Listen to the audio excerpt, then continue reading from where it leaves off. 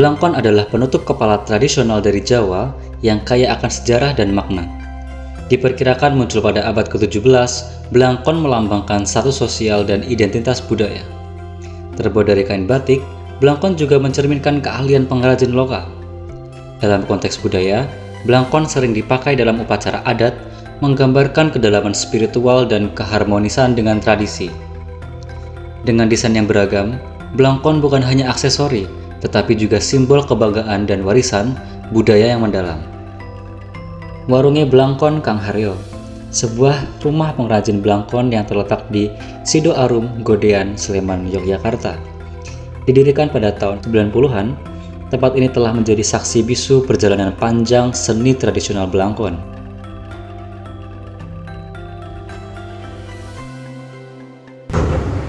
Kalau sejarahnya berarti dalam keadaan keterpaksaan ya itu buka blangkon itu sebenarnya kan dulunya aku pernah bisa bikin blangkon tapi karena pemasarannya dulu agak sulit, terus aku terjun ke proyek pembangunan.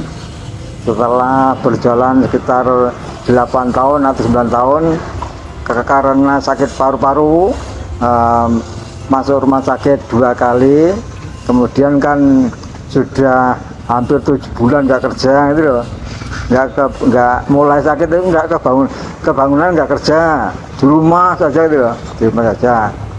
Terus karena kebangunan nggak kerja, pernah ingat dulunya pernah bikin blangkon, kemudian lalu bikin blangkon.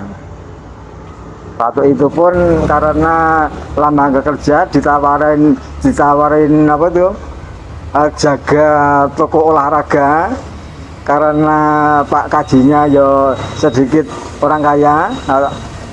Pas kebetulan tokonya baru sepi toh, aku ngomong sama Pak yang punya toko, Pak, aku tinggal nenggoten iki asline nggih pun remen pun kerasan.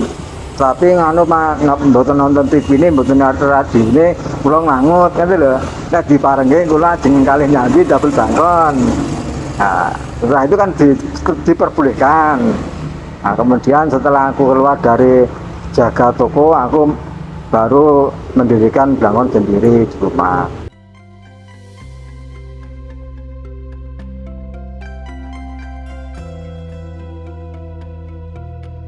Kalau mulai blangkonnya aku sekitar tahun berapa ya? 90-an. 90-an sudah blangkon aku. Aku kan lulus SMP 89.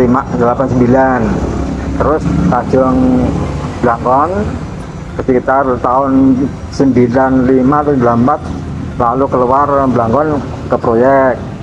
Baru tahun 2010 baru aktif sampai sekarang.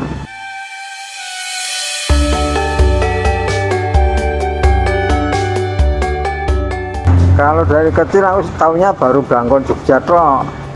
Kemungkinan ya sedikit ada nilai filosofi, mungkin juga yang pakai juga orang-orang Jogja gitu. Perbedaan antara blangkon Jogja dan Solo adalah blangkon Yogyakarta dengan bentuk yang lebih lebar dan lebih banyak variasi motif. Biasanya memiliki desain yang lebih berwarna. Blangkon ini sering dipakai dalam acara resmi dan tradisi, mencerminkan kedalaman budaya dan estetika yang melekat pada masyarakat Yogyakarta. Di sisi lain, blangkon Solo cenderung lebih sederhana dan elegan. Dengan bentuk yang lebih ramping dan minimalis, blangkon Solo seringkali menekankan keindahan dari kesederhanaan. Motif yang digunakan juga lebih kalem, menjadikannya pilihan yang lebih cocok untuk acara-acara tertentu yang mengutamakan keanggunan. Kalau dari semua pengrajin, kalau dari awalnya juga sebenarnya sama, tapi karena mungkin diburu kecepatan waktu atau kecepatan target, mungkin ada beda-beda cara itu loh. Cuma caranya aja beda, ada yang pakai lem, ada yang enggak, ada yang kalau hasilnya mungkin ya sama. Untuk satunya rata-rata 3 jam, maksimal 3 lah. Proses pembuatan blangkon Jogja melibatkan beberapa langkah yang detail seperti pemilihan bahan, kain dipilih berdasarkan kualitas dan corak yang diinginkan. Lalu ada pengukuran, pemotongan kain, Penyusunan. Kain yang sudah dipotong kemudian disusun menjadi bentuk belangkon. Penjahitan, penyelesaian, lalu yang terakhir adalah pemasangan. Dengan selesainya proses produksi ini, maka belangkon siap untuk dipasarkan. Kalau saat ini kebetulan baru sedikit kurang banyak gitu loh.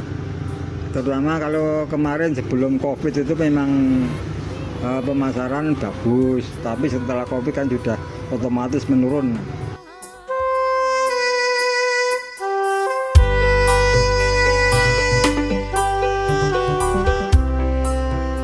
Secara online, kalau yang di toko itu aku cuma mungkin 3 bulan sekali, aku kalau ada di rumah ada stok banyak baru aku masukkan ke toko.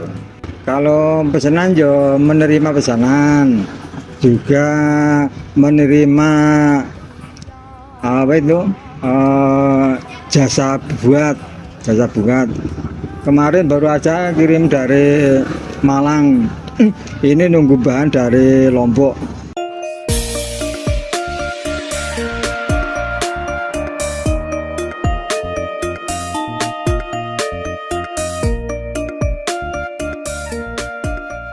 Tantangannya itu masalah masalah promosinya. Promosinya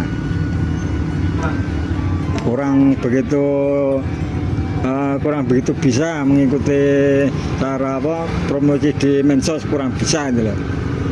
Kalau soal larinya belangkon kemungkinan juga sama tetap lancar saja ke toko.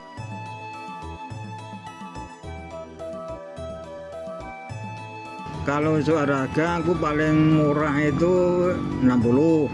Itu untuk permintaan perorangan. Itu per piece atau per satu belangkonnya bareng-bareng.